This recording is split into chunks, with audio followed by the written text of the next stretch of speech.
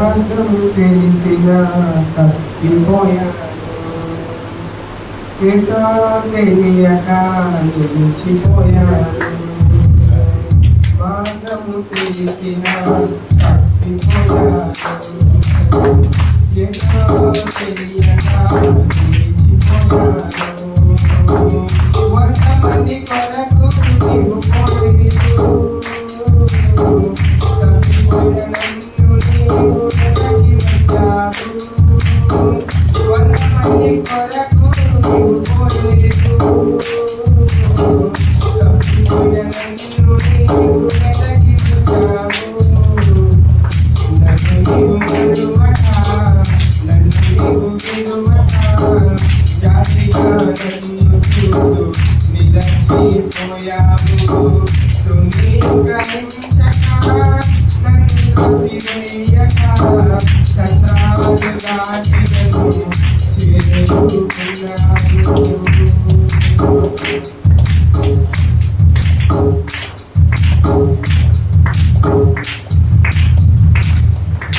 శ్రేష్టమైన జనులు నన్ను విలువలేని నా కోసం వచ్చావు. శ్రేష్టమైన జనులు నన్ను విలువలేని నా కోసం వచ్చావు. అనుగ్రహించుట నీవు ఆపక, అనుగ్రహించుట నీవు మరువక, అనుగ్రహించుట నీవు ఆపక, అనుగ్రహించుట నీవు మరువక, నూతన ప్రారంభించావు. నీ భుజములపై నన్ను మోసావు. నన్ను నీవు మరువక, నన్ను నీవు విడువక, జాలిగా నన్ను చూస్తూ నిలచిపోయావు. తృణీకరించక, నన్ను తోసివేయక, శతాలు దాటి నన్ను చేరుకున్నావు.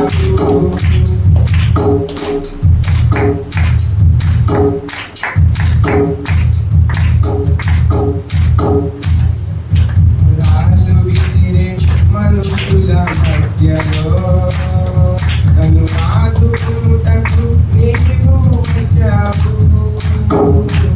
రాళ్ళు విసిరే మనుషుల మధ్యలో నన్ను ఆదుకుంటకు నీవు వచ్చావు. నా చెయ్యి పట్టి నన్ను లేకపోయినా మరకలను తుడిచావు. నా చెయ్యి పట్టి నన్ను లేకపోయినా మరకలను తుడిచావు. నీ బిడ్డలను మార్చివేశావు. నన్ను తోసివేయని తండ్రివి నీవే. నన్ను నీవు మరువక, నన్ను నీవు విడువక, జాలిగా నన్ను చూస్తూ నిలచిపోయావు. తృణీకరించక, నన్ను తోసివేయక, శతాలు దాటి నన్ను చేరుకున్నావు. మార్గము తెలిసిన తప్పిపోయాను, ఎటో తెలియక నిలిచిపోయాను. మార్గము తెలిసిన తప్పిపోయాను, ఎటో తెలియక నిలిచిపోయాను. 100 మంది కొరకు నీవు పోలేదు, తప్పిపోయిన నన్ను నీవు వెతకి వచ్చావు. 100 మంది కొరకు నీవు పోలేదు, తప్పిపోయిన నన్ను నీవు వెతకి వచ్చావు. యేసు నన్ను మరువక, యేసు నన్ను విడువక, జాలిగా నన్ను చూస్తూ నిలచిపోయావు. తృణీకరించక, నన్ను తోసివేయక, శతాలు దాటి నన్ను చేరుకున్నావు. యేసు నన్ను మరువక, యేసు నన్ను విడువక, జాలిగా నన్ను చూస్తూ నిలచిపోయావు.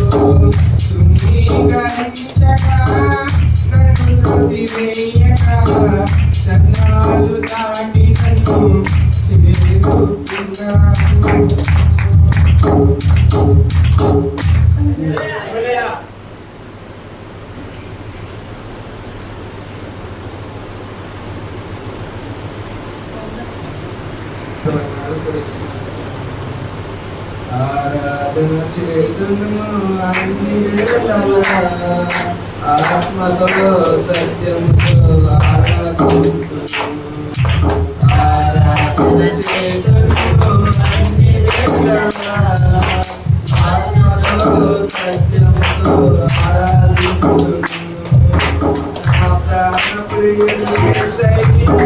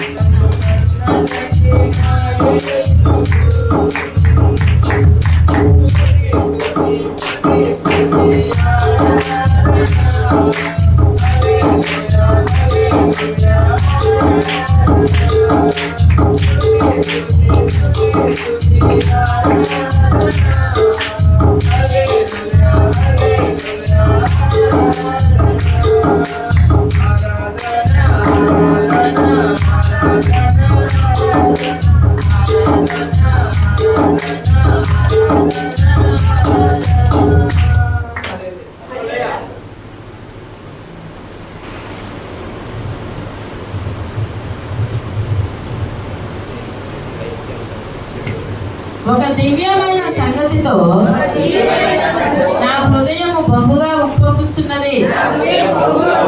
నేను రాజును గూర్చి రచించిన దానిని పలికెదను.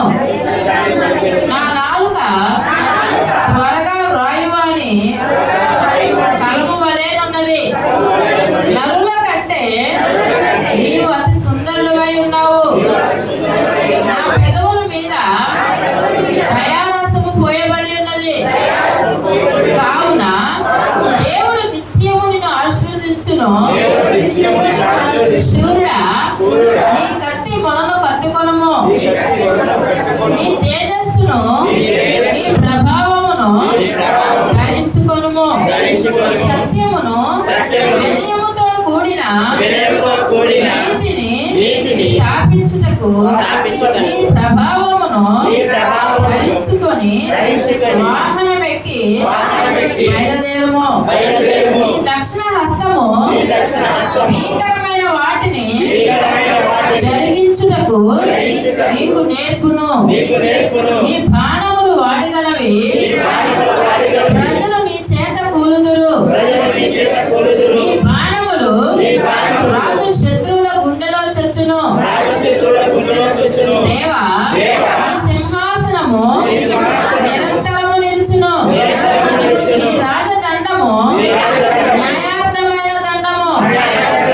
నీవు నీతిని ప్రేమించి భక్తిహీనతను ద్వేషించుచున్నావు.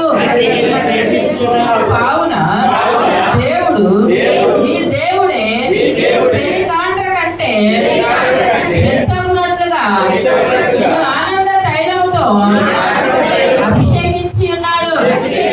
నీ వస్త్రములెల్లా గోపరస వాసనే, అగరు వాసనే, లవంగి పట్టి వాసనే. రక్తముతో కట్టిన నగరులలో భక్తి వాయిద్యములు నిన్ను సంతోషపెట్టుచున్నవి. నీ దయనందున స్త్రీలలో రాజుల కుమార్తెలు ఉన్నారు. రాణి ఓఫీరు అంజీరతో అలంకరించుకొని నీ కుడి పార్శ్వమున నిలుచుచున్నది. కుమారి, ఆలకించుము, ఆలోచించి చెవియొగ్గుము. నీ స్వజనమును, నీ తండ్రి ఇంటిని మరువుము. ఈ రాజు నీ ప్రభువు, అతడు నీ సౌందర్యములు కోరినవాడు. అతనికి నమస్కరించుము. తూరు కుమార్తె నైవేద్యము తీసుకొని వచ్చును. జనులలో ఐశ్వర్యవంతులు నీ దయను వెతుకుదురు. అంతఃపురములో నుండు రాజు కుమార్తె కేవలము మహిమ కలది. ఆమె వస్త్రము బంగారు బుట్టాపని చేసినది. విచిత్రమైన పనిగల వస్త్రమును ధరించుకొని రాజు నొద్దకు ఆమె తీసుకొని రాబడుచున్నది.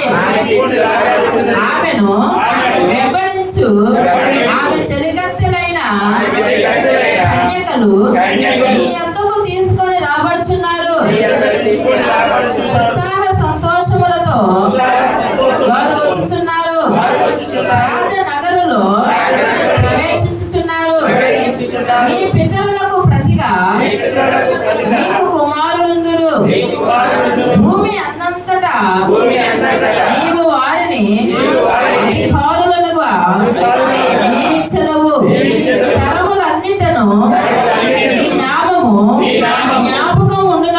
నేను చేయుదును.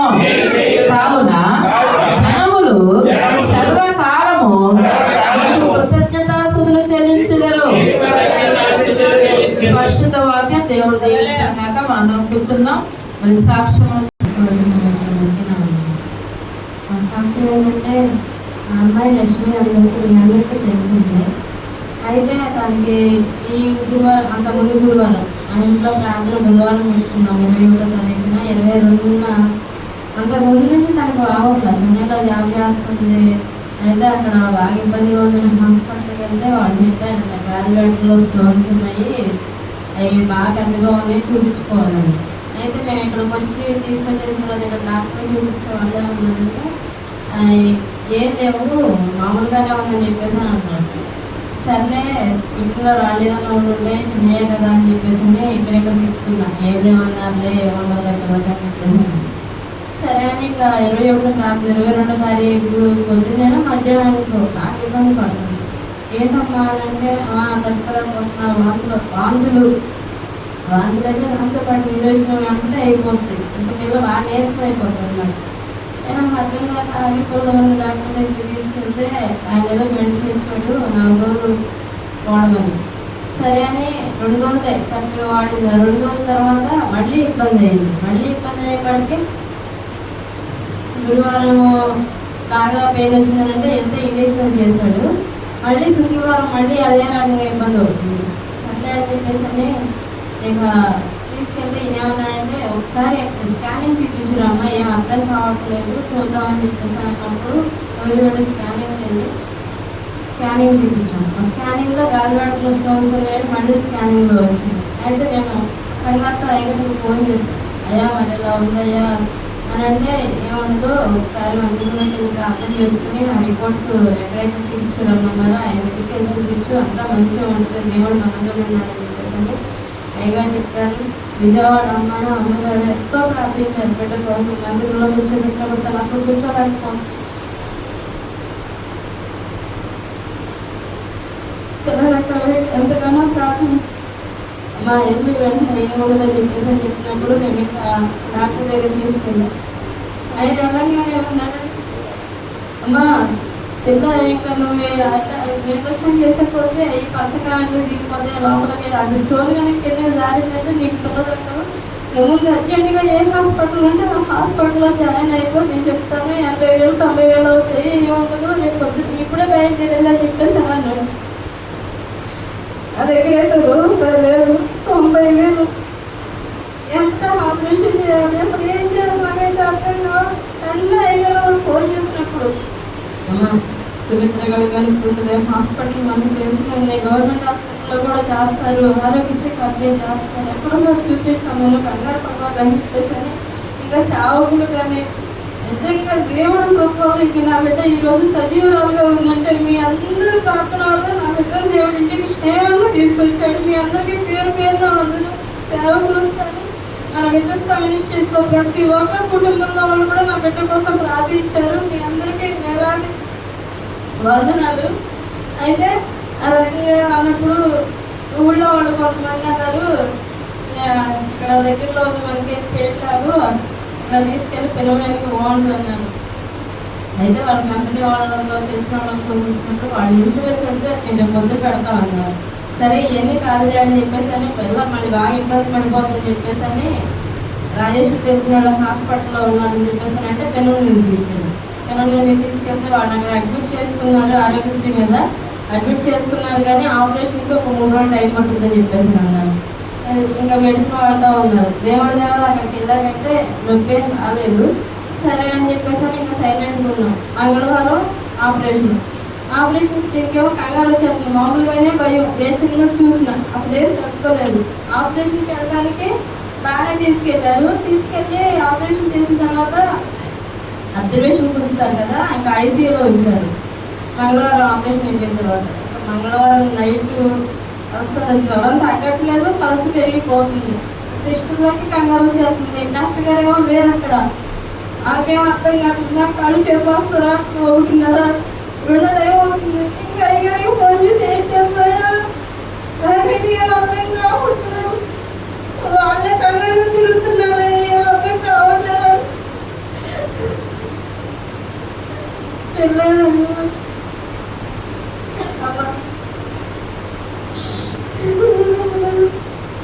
తనకెందుకమ్మా భయం? దేవుడు ఉన్నాడు మనకి. మన వాళ్ళందరూ ప్రార్థన చేస్తున్నారు అప్పుడు దానికోసం ఏమో ప్రార్థన చేస్తున్నామని అయ్యారు. అమ్మ 2 కాడి నుంచి 3 వరకు ప్రార్థన చేస్తూనే ఉన్నారు నా కూతురు కోసం.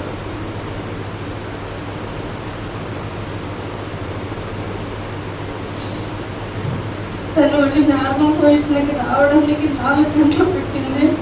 ఆ ఫీవర్ తగ్గి మళ్ళీ పల్స్ నార్మల్గా ఉండటానికి నిజంగా దేవుడు కృప వల్లే మేమైతే ఈ రకంగా ఉండగలిగాము. అదైతే నేను ఖచ్చితంగా చెప్పగలను. ఇంకా రోజు లైఫ్ మీద పొద్దున్న 6:30 అయింది. ఇంకా అప్పుడు వచ్చి సిస్టర్ సమావేశం కూతురికి ఏం అయింది, అది బాగానే ఉంది, ఇవేం టెన్షన్ పడదని చెప్పేసి నాకేమో బీపీ డౌన్ అయిపోయి పడిపోయాను. రాయేసినప్పుడే ఇంకా ఎవరు లేరు. పిల్ల దగ్గరికి నా దగ్గరికి తిరుగుతా ఉన్నాడు. ఇంకా అలా సరేలే అని చెప్పేసి కానీ ఇంటికి ఫోన్ చేసినప్పుడు చెల్లి వాళ్ళందరూ బయలుదేరి వచ్చారు. దేవుని దేవల్ల బుధవారం మధ్యాహ్నం వాటికి 2 టైంకి మార్చారు. మార్చిన కాడి నుంచి ఒక రోజు ఫీవర్ వచ్చింది, కానీ దేవుడి దేవర అంతా బాగానే ఉంది. దేవుడు క్షేమంగా బిడ్డని సాయంకాలం ఇంటికి చేర్చాడు. ఉన్న స్టోన్స్ అవన్నీ తొలగించి నొప్పులని చెప్పేసి అయితే బాధపడుతుంది. కానీ దేవుడి దేవర స్టోన్ కూడా చాలా పెద్దవి ఉన్నాయి. 2 స్టోన్స్ చిన్నవి అనుకున్నాము. మంచిగా ఆపరేషన్ జరిగి తను క్షేమంగా మళ్ళీ ఇంటికి రావడానికి దేవుడికి చూపించిన కృపను బట్టి దేవునికి మహిమ కలగాలి. అయితే తను తీసుకురావాలని చెప్పేసి అనుకున్నాం, కానీ లేగలేదని చెప్పేసి నేను సైలెంట్గా వచ్చేసాను. దానికి దేవుని నన్ను క్షమించాలి. వచ్చేవారు ఉన్న దేవుని సన్నిధిలో ఆ బిడ్డ అలా సాక్ష్యం చెప్పి ఆ బిడ్డ సాక్షిగా ఉండాలని నేనైతే ఆశపడుతున్నాను. మీ అందరి ప్రార్థనలో ఆ కుటుంబాన్ని జ్ఞాపకం చేసుకోమని ఇప్పటి వరకు ప్రార్థించిన మీ అందరికీ పేరు పేరులో మరొక్కసారి వందనాలు తెలియజేస్తూ ఈ చిన్న సాక్ష్యం దేవుడు దీవించిన కాదు.